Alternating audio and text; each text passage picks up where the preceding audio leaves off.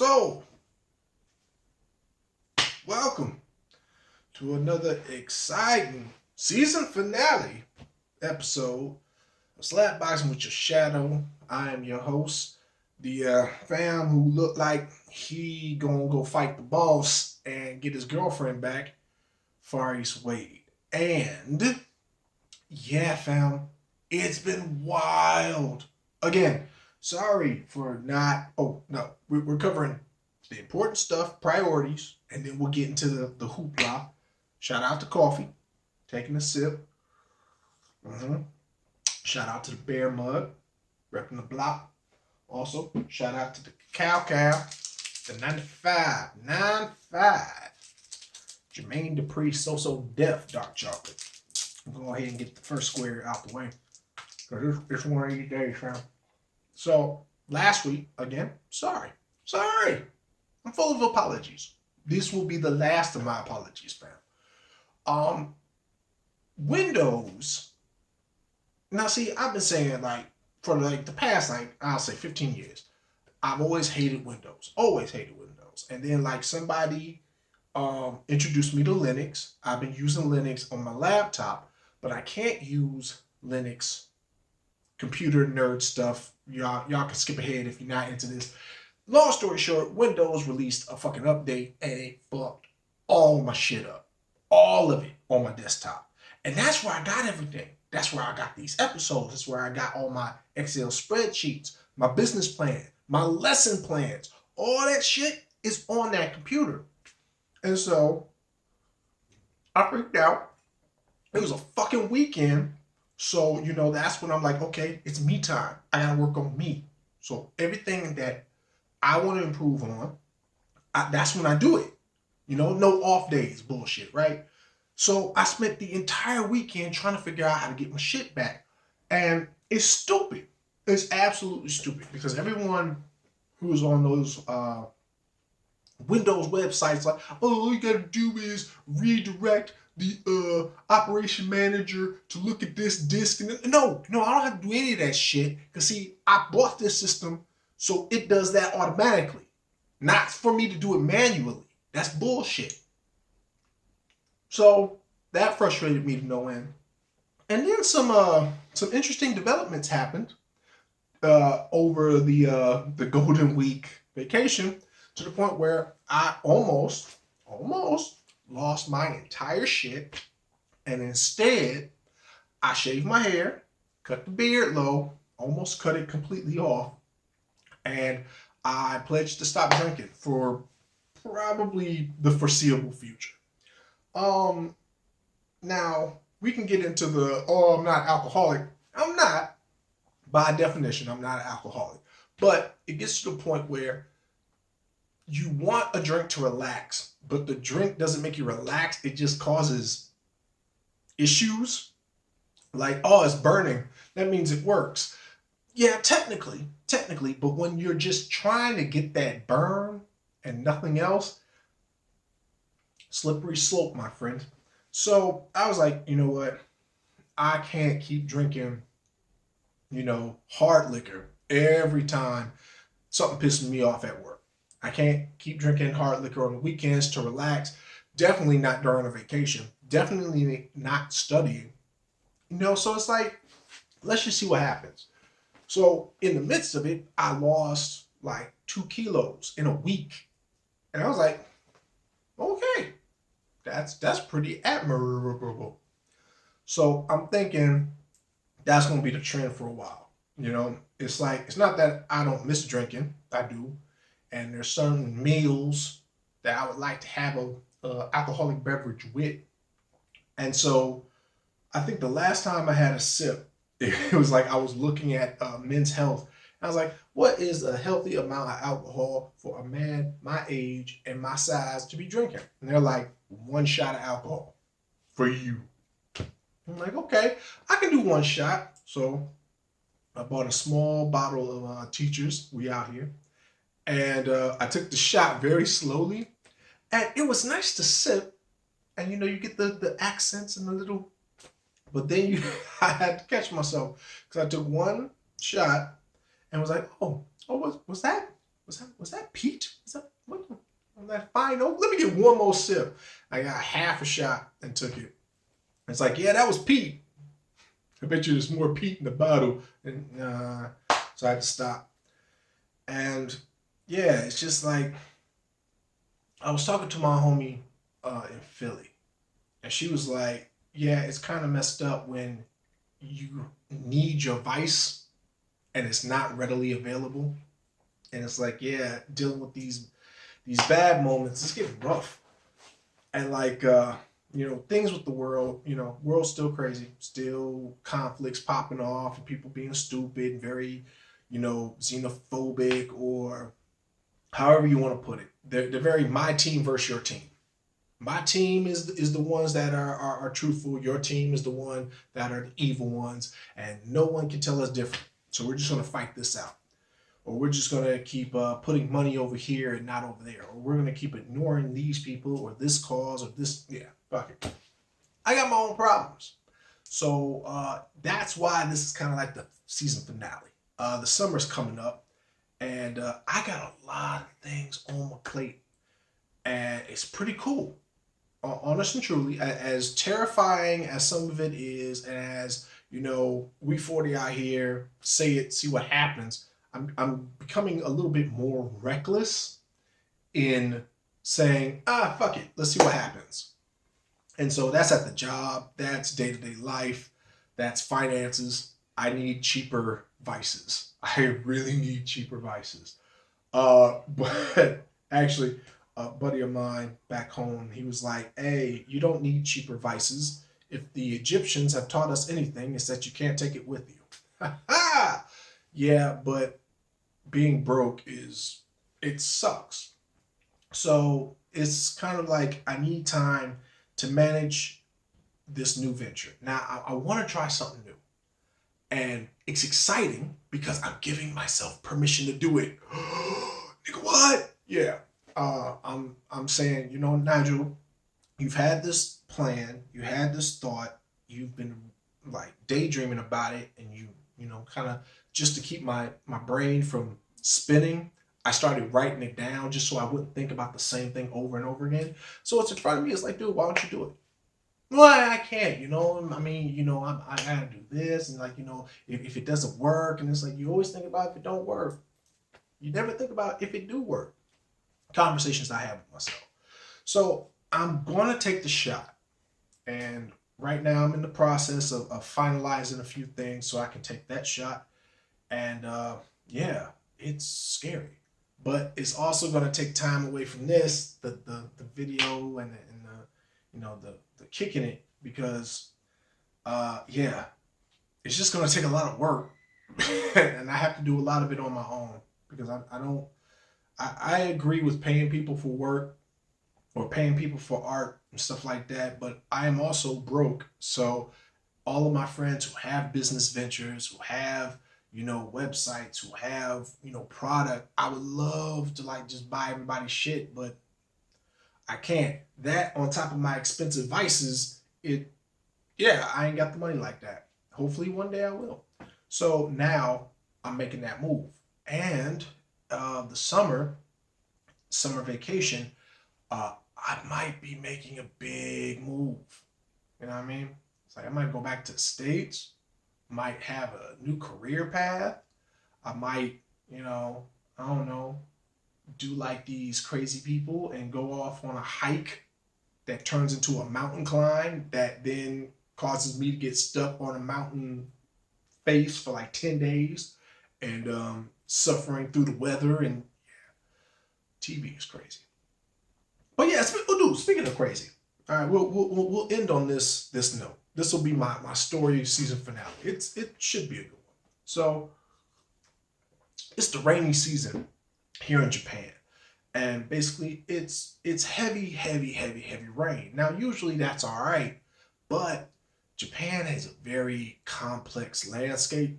Like you got mountains, you got valleys, you got river rice beds, and the aqueducts for the rivers kind of like branch off into like these rural communities, like help provide water. But when it's a downpour, steady, it's flood central. And when it floods in Japan, especially where I'm at, especially in Kansai, anywhere in Kansai, it breaks everything up. A lot of people depend on mass transportation. Yeah, mass transportation, like the train and the bus. And so when the flood comes, the trains have to slow down if they go by a river or go over a river because of the flooding issue. The buses get trapped off because traffic is always terrible because Japan has narrow ass streets. And the further you get out of the city, the smaller them roads get. And so if you're on the bus, you're screwed, more or less. Oh, excuse me. So I had to go to school today. Now it's been downpouring all night. I knew this. In the high school I was going to, I can take two routes. It's kind of hit and miss. You can take the train, but it means you got a half-hour walk from the station to the school. You can take the bus. It's a shorter walk, but you have to be on the bus stop at like 7 o'clock to get to the school by 8:15, which is also kind of and added to that, it's a shorter walk, but you have to walk through the narrow, only small rice trucks use this to take rice out of the field, like those joints. So if a car is coming, you got to get off the road. It's paved, thank God. But yeah, so I'm like, okay, look, let's try taking a bus. Bus crowded, water's everywhere, Corona. And then having to cross a busy ass street that is already jam packed with a row of cars and semi trucks trying to get to where they want to get. So I got drenched and it's hot. So, the muggy, the humid and the shit. So I get to the school and I'm noticing as I'm getting closer to the school, I ain't seeing no kids. Like usually you see like at least 8 or 10 of them on bikes, walking or whatever. I don't see no kids. Then when I get to the school, I saw maybe 1 or 2 kids. I'm like, okay, we got school today. So I get to the office and like there's nobody in the school. The school is like vacant. And I hear the teachers doing the teacher meeting thing. Now I kind of peek my head in, like, dude, what the hell is going on? And then they're like, no, sit. So I sit down and I look at the screen that usually is for like security cameras for the parking lot and the entrance and stuff like that, because Japan be crazy sometimes. And they got it on the news channel. And like the news is flashing red sections of the prefecture. And I'm like, oh, snap. So basically the principal came over to me and told me in Japanese, the school is closed today because of the threat of a flood. Now, mind you, I had to walk past the river. And yeah, it was high. It was high. I was like, oh, wow, that's a lot of, it'd be a terrible thing to get swept up in that. Oh, wow, look at all that stuff getting pushed down the, yeah. So then she goes, so the students had to stay home. And I'm like, when were y'all going to tell me this? Because here's a real bullshitty rule about being an ALT. Schools, I think I talked about this already. Schools don't allow ALTs to drive a car to the school. And you have to walk or you have to take the bus or you have to take the train. And even if you bike to school, you got to get permission from somebody. I'm a grown ass man. So fuck what you heard. Anyway, so no one thought to call me and tell me, yo, Nigel, the school is closed because there ain't no students here. The teachers are here because they're teachers. And it's like, oh, we can work on lesson plans. But you being an assistant language teacher, since there are no classes for you to assist with, and the teachers don't let me do my own lesson plans, so I got to do them for practice, whatever. It's like, I don't need to be here. So I'm like, all right, you know what? It's just going to be a cool day for me. I'm going to sit at my desk. I'm going to practice my Japanese. I'm going to be cool. Now, this principal, up until this point, has been cool people and had no problems with him. Now, apparently, motherfucker had an issue with me with one headphone in, doing the notebook shit and the app on my phone, practicing my Japanese. He had an issue with this. I'm like, well, B, what do you want me to do? Like, you're not giving me work. I got to keep myself occupied. I'll fuck around and fall asleep at this desk, so I got to keep moving. So then he calls my company, right? And they're like, okay, Nigel, we want you to stay there the whole day. I'm like, why? There's no one here. They're like, well, contract, blah, blah, blah. Fuck it. All right, but tell old boy, stay off my back, because there's nothing to do. Well, can't you just go over the lesson plans and textbook? It's like, what for? You want me to prepare lesson plans that no one's going to use. For practice? Kiss my ass. Let me teach the class, then we can talk. Give me a pay raise, then we can talk. You're paying me to assist. The assist stops with students, fam. This whole, let's make believe we have a class. No, you make believe kissing my ass, okay? That's not, no. We 40 out here. I'm a grown ass man. Fuck what you heard. Let's see what happens. So then the principal gets another call from my company, and they're like, okay, Nigel, we want you to go home. Now you want me to go home. It's still been raining. It's still been raining. And the flood, the river is getting higher. So now it's an endangerment for me to have to walk to the bus stop through those whole little narrow rice field roads. And it's even worse trying to walk to the station because it's a longer walk and I got to go over the river.